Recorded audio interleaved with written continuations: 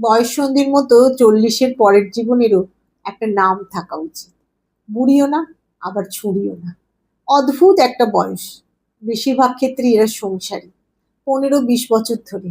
1-2 সন্তানের মা হলেও মনের ভেতরকার কিশোরীটা কোথাও যেন রয়ে যায়। সেই মনের কিশোরীটাকে অবদমনের ক্লান্তিকর প্রচেষ্টা সব সময়। কারণ পরিবেশ পরিস্থিতির কাছে ছুরি হয়ে থাকাটা নিছক হাস্যকর। যা পাওয়ার ছিল আর যা পাওয়া হয়নি, মনটা সেই সব হিসাব করতে বসে যায়। মন না চাইলেও। কতই বা আর ব্যস্ত থাকা যায় সংসার, রান্নাবান্না কিংবা অফিস নিয়ে। দিন শেষে না পাওয়াগুলো কেমন যেন খোঁচাতে থাকে। দিনের শেষে মনে হয় কেউ তো থাকুক, কেউ তো শুনুক মনের সব কথা, কোনো জাজমেন্ট ছাড়াই।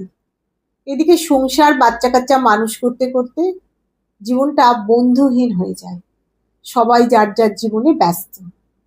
40 পেরানো মেয়েরা এক কঠিন রোগে ভোগে, নস্টালজিয়া।